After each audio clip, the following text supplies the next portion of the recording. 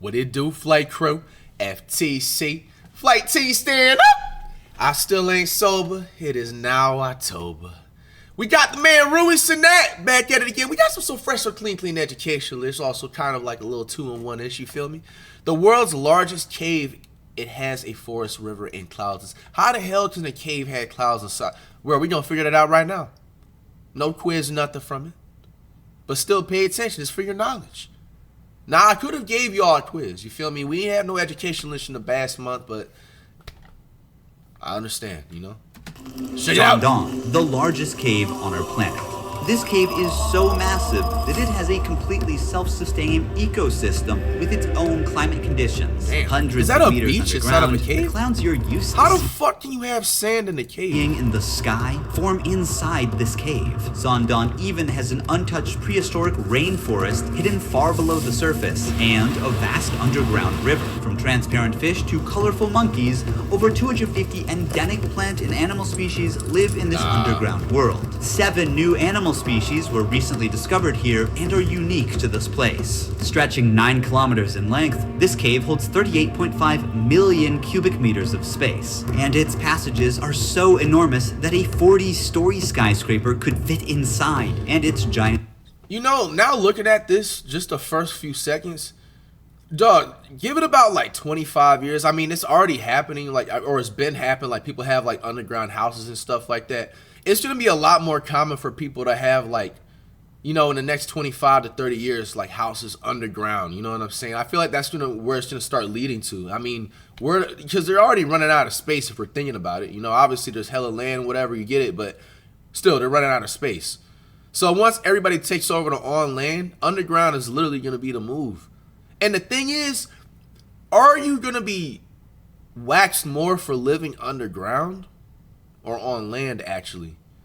You got to get some type of a discount because it already looks sketchy enough. You know what I'm saying? That's personally me. Stalagmites are rising like towers of ancient cities. Walking inside, it's impossible not to feel as small as a tiny bug. Can a rock move on its own? Shandong even contains phytokarst rocks, which move towards the sun like semi-living organisms. Wow. Rare cave pearls and many other unique formations are also found here. For 3 million years since its formation, the world had no idea about this cave's existence until it was fully explored in 2009 in Vietnam. Now, it's time for you to see the largest cave on Earth. Individual access is forbidden to protect both visitors and the fragile environment. This expedition is operated by Oxalis, the only authorized agency. To reach Shandong, we've trekked through the jungle for 9 hours, and now we must pass through N Cave, the world's 3rd largest cave.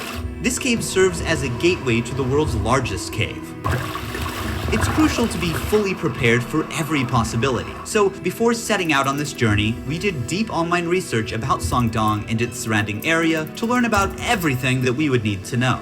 Now, we're heading towards the beach inside the cave. Over the centuries, water from nearby rivers gradually carved this place. The ceiling is 145 meters high, and the cave is 200 meters wide. During the flooding season, much of this empty space is submerged underwater. You can understand from the basket over there, the water levels rise so much that it can carry objects up to that level. With a breathtaking lake in front of us, it was impossible not to take a quick dip.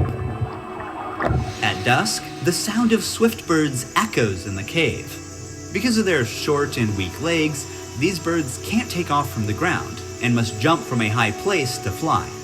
If they are trapped on the ground, it means death is certain for these birds. This one was unlucky and waited to die. At sunrise, we're ready for the journey to Shandong. If we call this cave a neighborhood, then Shandong is a massive city in comparison.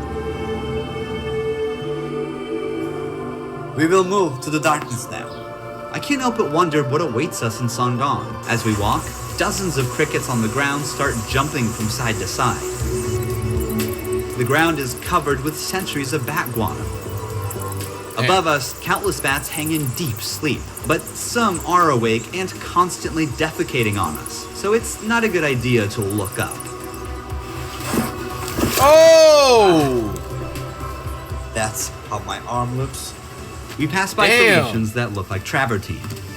The limestone steps take us to the path that leads to Sandong. This looks crazy. The view here is amazing. You can see some water coming down from both sides. See, one benefit it is with being like living underground, bro. You never got to worry about the weather. If we're being, I mean, unless it rains like 30 days straight or something, and there's like floods inside the cave. But it's like overall, you don't got to worry about nothing.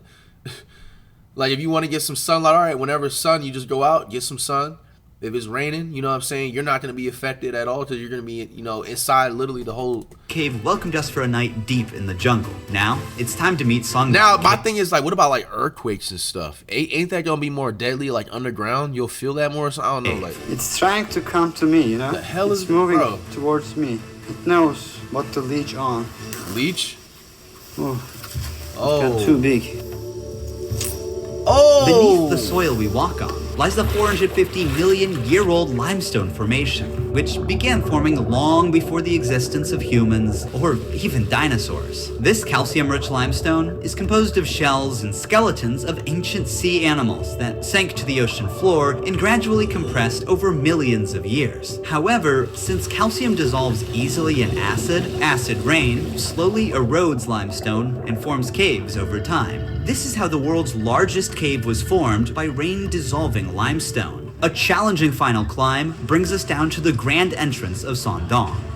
As we move deeper, everyone's switching on their headlamps now. This path will lead us to the Hope and Vision Passage. In this 9-kilometer-long cave, there is so much to explore. We might be the first to record newly discovered animals. This is the entrance of Sandong Cave. You can see those people look tiny at the entrance. Even just a few steps in, we're surrounded by incredible cave formations. The water, rich in minerals, flows down from the ceilings or walls and builds these beautiful rimstone pools over time.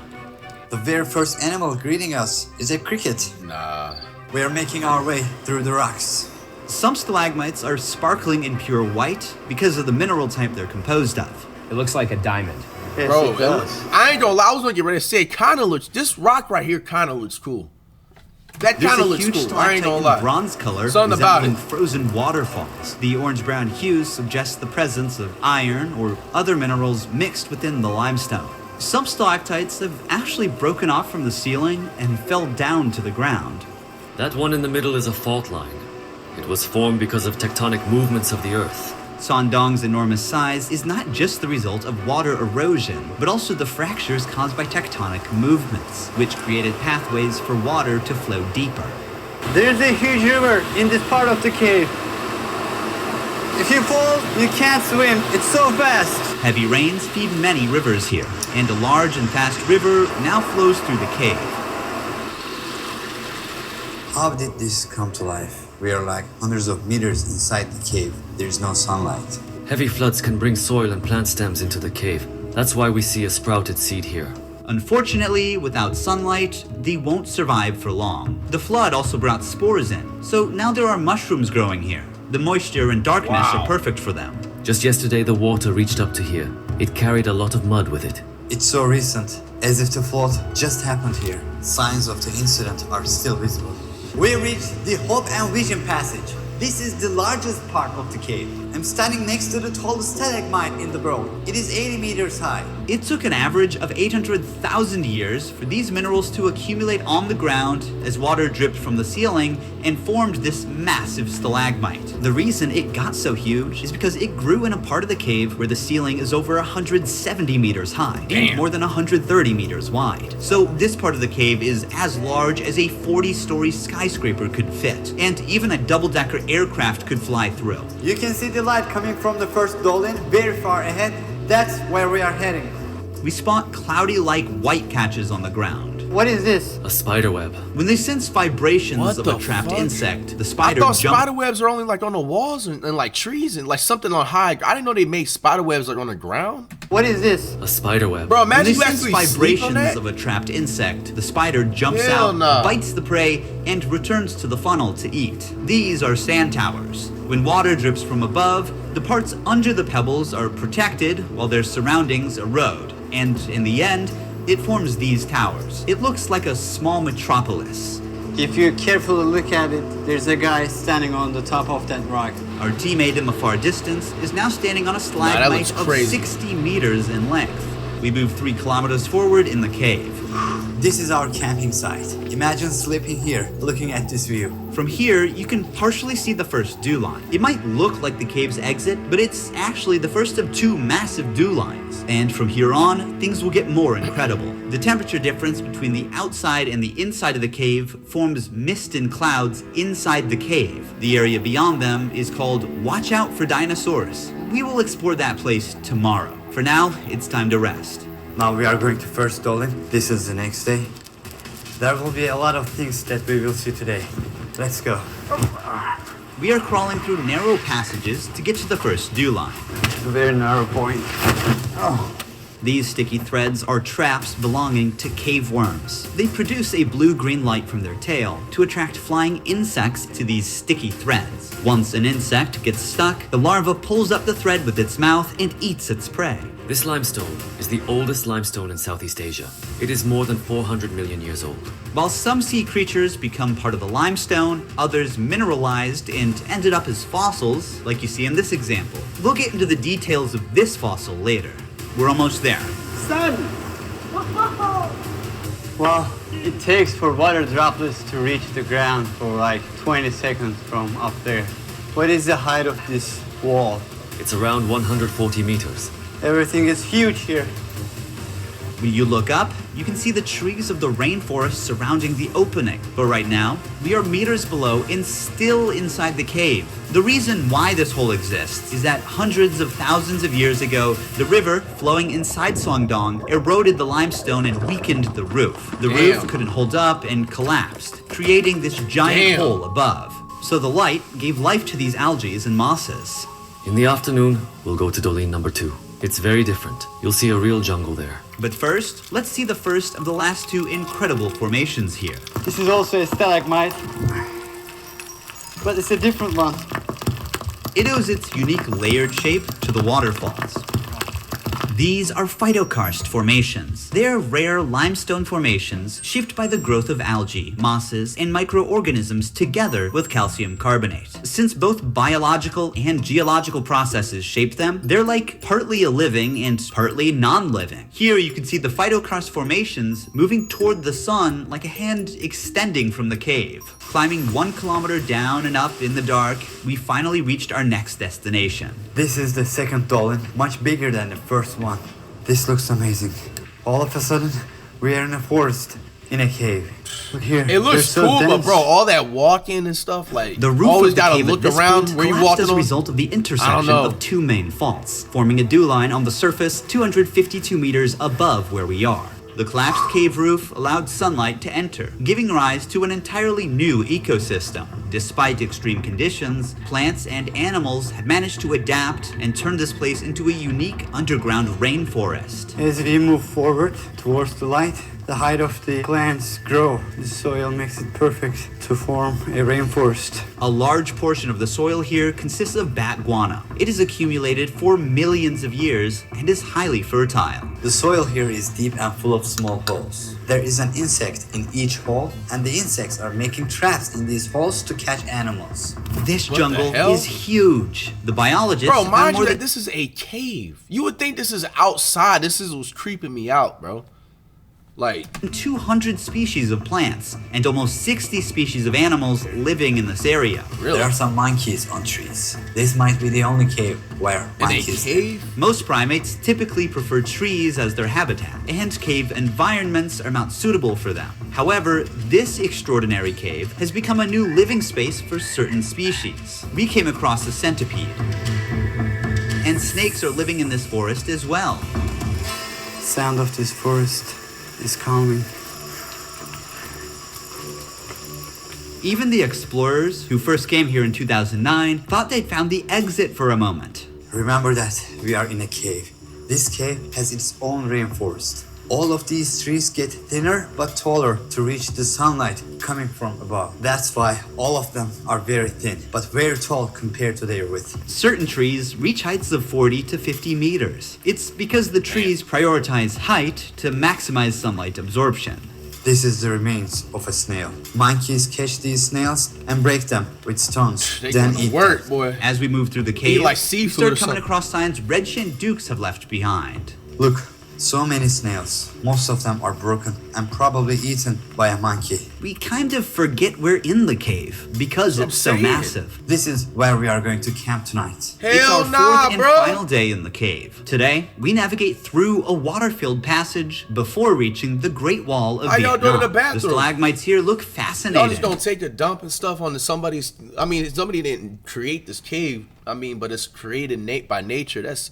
I mean, what are they gonna do? What they do back in the 1325 BC? Almost like the work of a sculptor. A pool of water surrounds this column and fish are swimming in it. These fish have no eyes as they have adapted to live in this total darkness. Instead, their other senses got stronger over time. See how it doesn't give any reaction to the shadow of my hand or the movement? It doesn't see anything. It's even crazy. Like the fish, living out this there. cricket is completely blind. It doesn't see me. These super rare formations are called cave pearls. They are usually 1 centimeter in diameter, but here, since they are too old, some of them are as big as a tennis ball. Just like real pearls, they form around a tiny nucleus, such as a grain of sand, with layers of minerals slowly building up over time. They need a few hundred years to be fully formed. As we push further into the cave, something unexpected catches our eyes. These are deer bones. They're estimated to be 500 years old. There is one last challenge ahead, an 80-meter high karst wall called the Great Wall of Vietnam. To reach there, we must also pass through a 600-meter long Passchendaele passage. The passage is now filled with water and is turned into a breathtaking jade green lake. It's so high that the light does not reach to very top. After the wall, the light from the exit is visible from 500 meters away. We've explored the world's largest cave from one end to the other, yet on the 4th day of the exploration, one mystery still remains. Which ancient creature the fossil we saw in Sondong belongs to? I'm opening Opera browser and quickly navigating to the cave's website to check the related article. Here we'll find the same fossil's image and its description. I'm gonna press Command/ or Control/ to open Aria. It's a built-in AI tool. Let's ask it to highlight the key points in this article. The article mentions 2 different coral fossils, but doesn't specify which image belongs to which creature. Luckily, Aria has image recognition feature. I'm gonna upload the image and ask again. Okay. It identifies the fossil we saw as Tetracorolia. Let's check for more information on this sea creature. First, I'm using the Tab Islands feature to effortlessly group tabs by topic and save space. I can expand or collapse them as needed. I'm splitting the browser window to view both websites side by side. It appears that Tetracorolia or rugosa went extinct 300 million years ago. This carnivorous species is believed to have had tentacles to catch its prey and grew up to 10 centimeters. Because it is extinct today, we don't know exactly what this animal looked like, but with Aria's image generation feature, we can create a possible visual for this animal. Here's an illustration of a living Tetracorolia drawn as a colony with tentacles. By the way, tab traces feature, as you can see here, help us see our recent visited tabs by darkening the underscore. The darker the underline, the more recently the tab was visited. Using Opera Smart Tools, I believe that we identified which creature this fossil belongs to. Opera also enhances workflow with a floating music player and customizable themes with many other features. Download Opera now from the link in the description. Oh, we was getting hit with an ad? I thought it was like some part of the educational thing. I guess it was or whatever. I don't know. All right, man. What did y'all think was the most craziest part of looking at this entire cave?